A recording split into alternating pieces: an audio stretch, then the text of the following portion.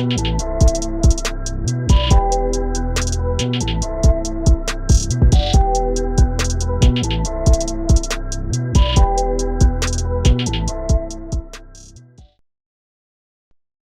what's good? Top of the top, episode 222, Stash House Podcast. Your boy Tyler checking in. First time listeners, thank y'all for tuning in. If you tune in weekly, salute. And just an episode, saw some topics you may want to hear about. Salute to you as well. Like, share, subscribe, retweet, whatever you do to help support the podcast. Greatly appreciate it.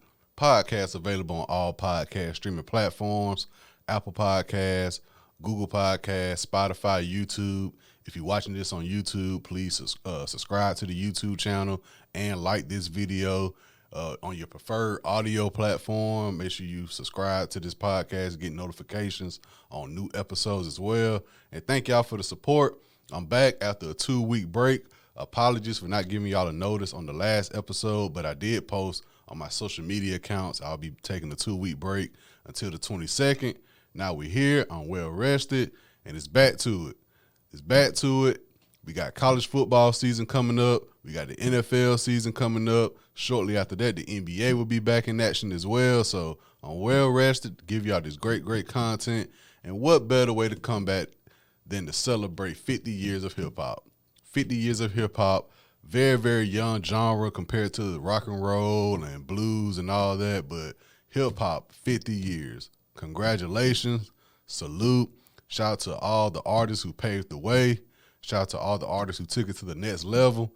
And shout out to the artists nowadays still trying to make a way, finding their way in this game. I think for the most part, I can say in 2023, in terms of hip-hop, it's everywhere at this point. It's everywhere. Overseas, you see the shows they go to in Portugal and Japan. Their fans, they go crazy over it, ballistic. In the United States, we show our appreciation for it for the most part. But in the great words of Biggie, whoever thought that hip-hop would take it this far. So this episode, I'm here to show my appreciation. I'm not here to give y'all my top 10 artists, my top 5, my favorite albums, or nothing like that. It's more of a story time, but then I'm going to transition into some other things I think about in terms of hip-hop within my time period as well. So let's get started. Where to start? My early memories of hip-hop, my early memories. And I'm going to try to have some stability with this because the time frame gets a little cloudy for me in terms of hip-hop. If I had to think of 5 songs at my early age that I remember hearing and was like, I like this. Just 5 songs, not in no certain order, no certain time period, nothing like that. Excuse me. For one, I have to say one of the early songs and videos I remember seeing as a child was Juvenile, Huh? That's you and that big body Benz, huh? Like, I remember seeing that video on BET, back when BET actually played videos, BET hits, Rap City with Big Tigger, of course. I don't think 106 & Park was around when was out, but I remember watching 106 & Park 2, of course. But Juvenile, just seeing that video of them in New Orleans, not really knowing what New Orleans was at the time, just seeing this guy, shirt off, gold mouth, bandana, everybody waving rags around, and the whole song he just saying at the end of every sentence he say. I was like, that's you that big body Benz, that's you that Benz. I was like, I like this. What is it? So I remember that, and then just Cash Money in general. Like, I got a book when I was in elementary school, really throughout my entire school life from kindergarten to 12th grade. I got this book, and in the book for kindergarten, it was like Tyler favorite food, Tyler favorite drinks, Tyler favorite subjects in school. And it had my favorite song, and I still got it in that book. Scribble, scrap, writing, but for my favorite song, I had Bling Bling. You know what I'm saying? Cash Money, Bling Bling. And I remember seeing Wayne at that young age on Bling Bling, then going to that little bitty, I don't know if you want to call it a verse, on Back That Ass Up. After you back it up, then stop, then what, drive it like it's hot. Drop it like going to the family functions and hearing that part of the song and like, dang, who this kid, Lil Wayne? And then drop it like it's hot. Not drop it like it's hot, but the block is hot coming out. So then that's when I was like, okay, who's this guy, Lil Wayne? You know what I'm saying? So that's when Wayne started becoming my GOAT, and seeing him throughout these years from that early age with Cash Money to the Cash Money split, him going into a solo career, the Carter, of course the mixtapes. The Carter 2 is an album I remember going to purchase at a young age as well, going to superstardom with Carter 3 and everything since then. So from that point of watching Juvenile Hun video, and Juvenile is Juvenile, do not get it twisted. Juvenile is Juvenile, 400 Degrees and all that. But just seeing that video and then getting introduced to Wayne, that's an early memory of me as well. What's another song? Oddly enough, I remember hearing at a young age, of course, this was after the fact, after he passed away, hearing Biggie, More Money, More Problems with Diddy and Mace, well, Puff Daddy at the time, and Mace. Just hearing that sample, I want you want, like the more money. Just, I remember hearing that song a lot as well as a child, and 9 times out of 10, it was probably 99 or something. It was well after Biggie passed away. I remember hearing that song. A random song I remember hearing a lot because I had the cassette tape. Like, it's wild because I'm 30 years old. I was born in 93, but I still remember having the cassette tape of Next Friday soundtrack. It was the Next Friday soundtrack, and it was the Busy Bone song, Friday. And if you're not familiar with the song, on Next Friday when Day Day and Roach are in Pinky's store and they smoking in the back, and they show the scene where Roach is standing upside down, that song in the background is the Busy Bone song. I just kept playing from that soundtrack on the tape. And that entire soundtrack actually is hard. Like, it got a Ja Rule song on there that's hard as well. And Ja Rule is another artist. I remember hearing Holla Holla at a young age as well. Shout out to Ja Rule, man. I remember hearing Holla Holla at a young age as well. Ja Rule was a guy I saw at an early age doing something different. Like when he had that song with Christina Milian, like watching that video, and it's crazy that now we seen the transition of videos not even being on TV unless you got like MTV Jams or one of them other syndicated channels, but you don't see videos on regular BET or regular MTV, VH1, none of that no more. I remember they used to have like documentaries and access granted showing behind the scenes of the videos and TRL, of course. It's just crazy seeing that transition. But I remember Ja Rule being one of the guys I saw, was like, yo, he doing something different. Like, yeah, he rapping, but he has this young, pretty girl in the video. It's a pool party. Like, Murder Inc. Ja Rule videos were the videos I saw was like, dang, I can't wait till I get old enough to do something like this. Go to pool parties like this when I get older. So I remember Ja Rule at a young age. I remember Juvenile, Cash Money. Who else I said that? Next Friday soundtrack, Busy Bone, More Money, More Problems, No Limit, of course, Master P, Silk the Shocker, C Murder. I remember when C Murder dropped that Down for My with Snoop. Man, I remember I had a neighbor. I stayed in Fort Mitchell, the Fort Mitchell trailer park.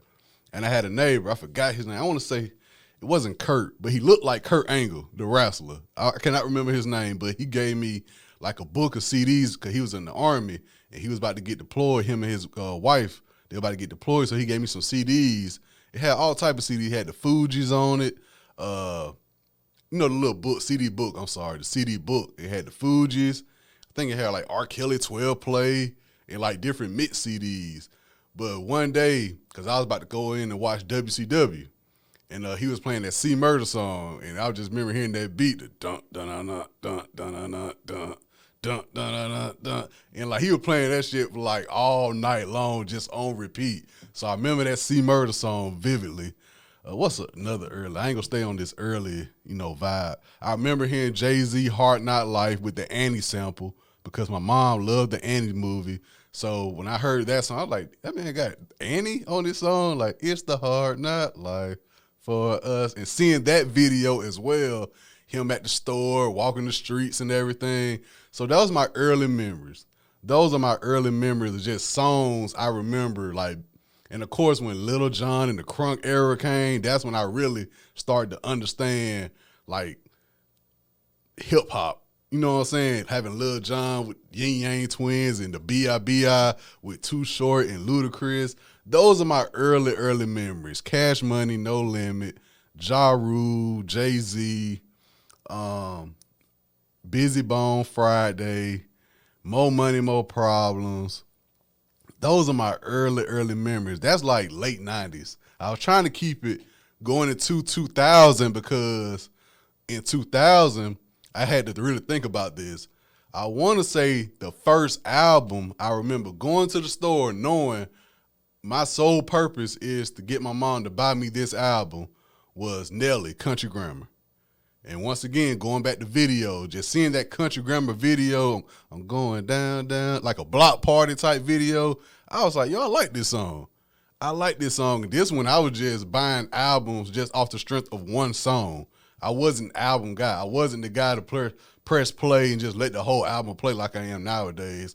I was going to the store to buy an album just for one song. And granted, I could have bought just the single because, you know, back then they had the CD with just the single, the radio version, the dirty version, the instrumental version. So I could have bought that, but I bought the entire Country Grammar album. My mom was mad because I ended up getting the dirty version with the parental advisory on it.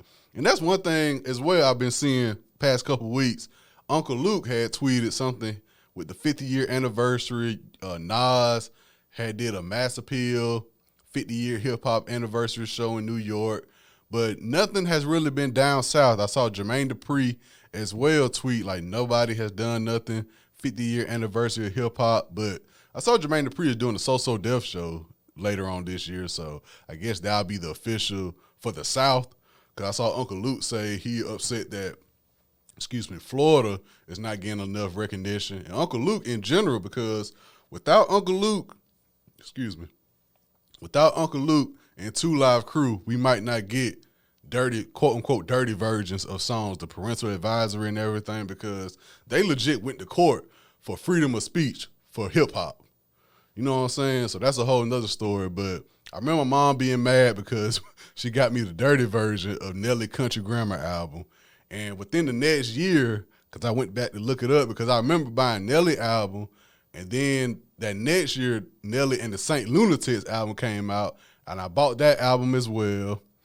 What's another album? So that was the first album I remember buying, or my mom buying for me, was Nelly Country Grammar album, Saint Lunatics album.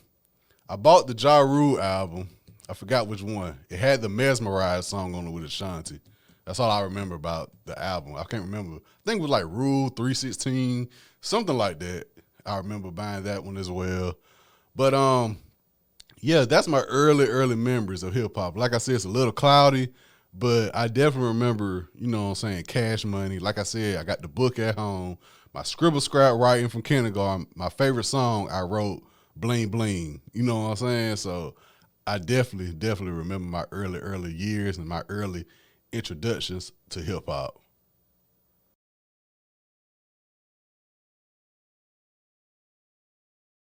Now I'm going to switch it up a little bit.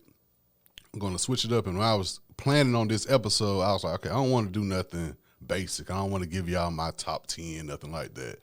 So I started thinking the biggest what ifs in hip hop throughout my time period. The biggest what ifs, meaning not one hit wonders or somebody who I thought had potential, didn't fall through or nothing.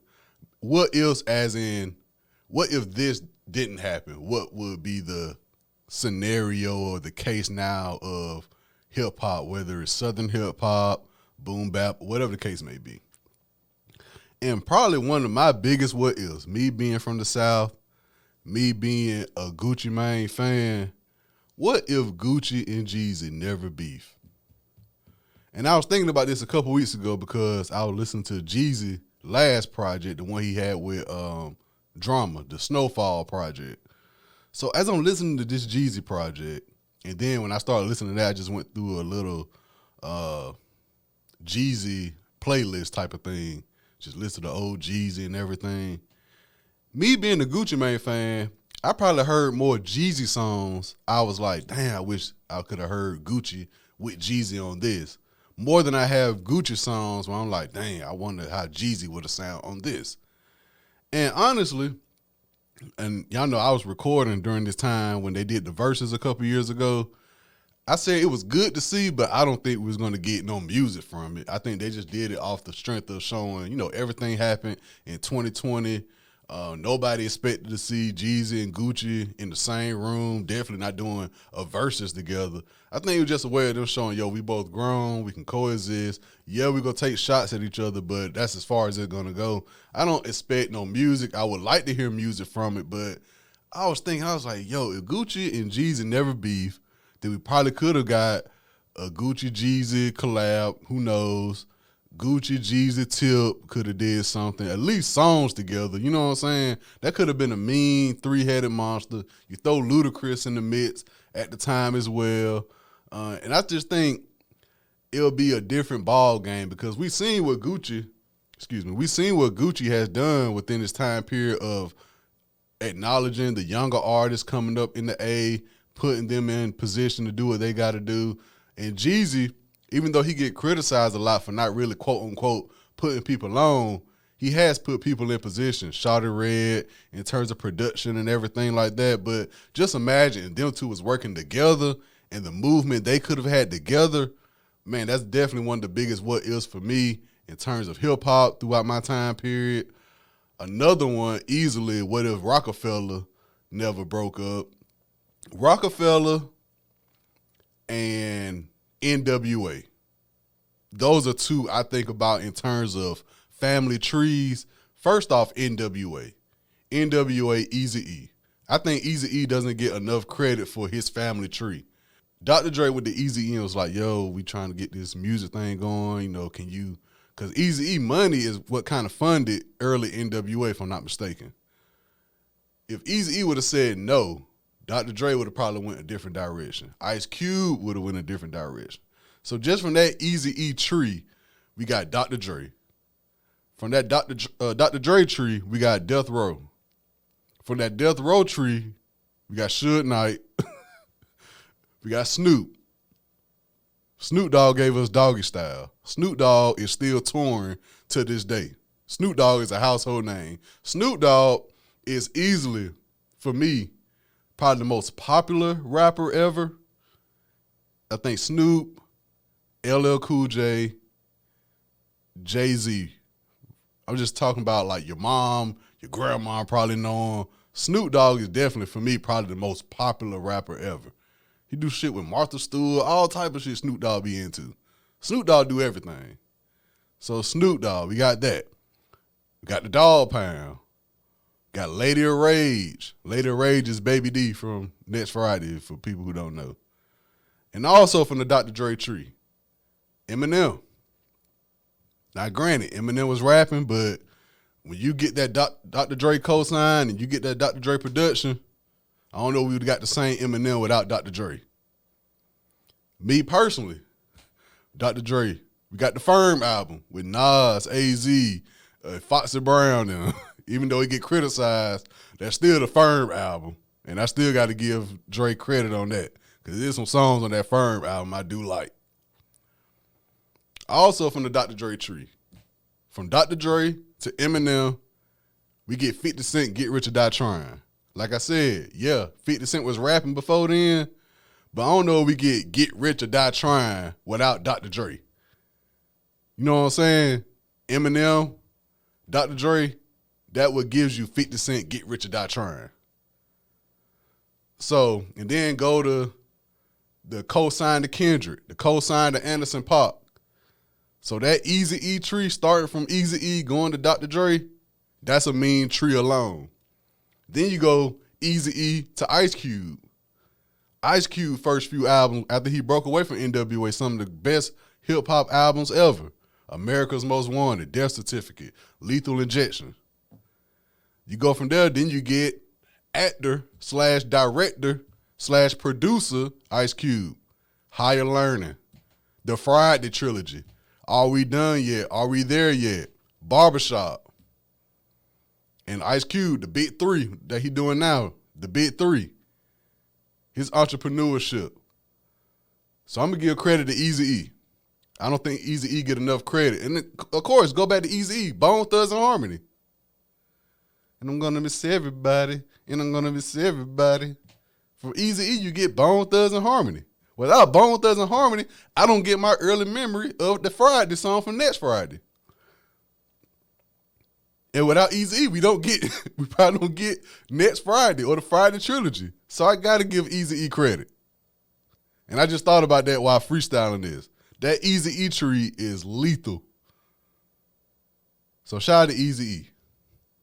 So that's one thing I think about. What if NWA never broke up? How crazy of a collection that would have been. But, Suge Knight, that's another case. But we did get Death Row Records. Then you add All Eyes on Me, Tupac. I mean, that Eazy E tree is crazy. You go from Eazy E to Dr. Dre. Everything Dr. Dre did. Eazy E to Ice Cube. Everything Ice Cube did. Eazy E, Bone Thugs. I mean, First of the Month, Thuggish Ruggish Bone, For the Love of Money, Crossroads. I mean, the list goes on and on. So shout out to Eazy E. Shout out to NWA. That's one thing I think about. What if? And I go back. What if Rockefeller never broke up? That's another mean tree. Dame Dash, Jay-Z, Biggs, Reasonable Doubt. Go from Reasonable Doubt to Volume 1. Get Myth Bleak involved, Beanie Siegel. Then you get Volume 2, one of my favorite Jay-Z albums personally. I played Volume 2 the day I was moving out of Troy, my apartment. After I graduated from Troy, I was moving out my apartment. I played Volume 2 all day long. And I remember Volume 2 because that was around the time Rush Hour came out. Because they had the song on the soundtrack, Bounce With Me. The song with Emil. How it go? It had Ja Rule was on it too. Not Can I Get Her? Is it Can I Get Her? Can I Get Her? No. Can I get her? I remember that. Yeah. So Volume 2, that's one of my favorite Jay-Z albums. So you go Volume 2, and then you bring in Beanie Siegel, State Property, Kanye West, Just Blaze. That Rockefeller tree mean. Then you go from Rock Nation, J. Cole, Rihanna, all type of stuff with the Rockefeller family tree. Tidal, the streaming platform I use. I mean, that Rockefeller tree is a mean tree. So that's another thing I think about, like, what if? And then when you go with Dame Dash, Paid in Full movie, State Property movies, Rockaware, Dame Dash still, if you watch Dame Dash interviews today, his message is still the same. His delivery may throw you off, but the message is, I was around, like he said, him and Nori, he was on Drink Champs, and I was watching it. And Nori was like, I wasn't even signed to Rockefeller, but you saw they did my contract or they wasn't paying me enough for my budget or something like that. He said Dame Dash stood up for him. And Dame was like, yeah, like I was in the meeting and they was talking about your budget. And I was like, that don't sound right for Nori. Nori got #1 records. Why he getting this low budget? So he was like, yeah, Dame was fighting for me. And I wasn't even signed to Rockefeller. And that what Dame whole thing is. And if you ask a lot of people who was making music in the late 90s, early 2000s, I know Nori said it plenty of times. Nori always say, if Dame Dash was still in position, if Irv Gotti was still in position, if they showed enough respect to Birdman and Master P, Jay Prince, if Suge never fell off, he always say this. He said the business would be a lot different. He said those guys in general, Jay Prince, Master P, Birdman, Irv Gotti, Suge, and Dame Dash. He said if they was like in their position that they was in during their time period, the game would be a lot different nowadays. He said once Dame Dash got out the business, like not out the business, but not seen in the same light he was when he was standing beside Jay-Z, he said as soon as that happened, that's when the game kind of got disrupted a little bit. Because he was like, Dame was in there fighting for a lot of people without people knowing.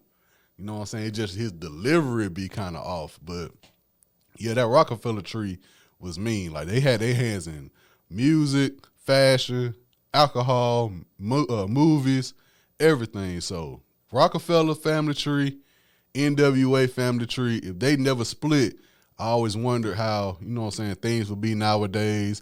Gucci, Jeezy, I think about what if, like, they never beef, how things would be seen. Like, yeah, the South was running things for a good bit of time, if you want to ask me, in terms of music I was listening to. You know, I'm down here, so that's what I gravitated to the most. But you can't deny if Gucci and Jeezy never had their situation, it might have been even stronger than what it turned out to be.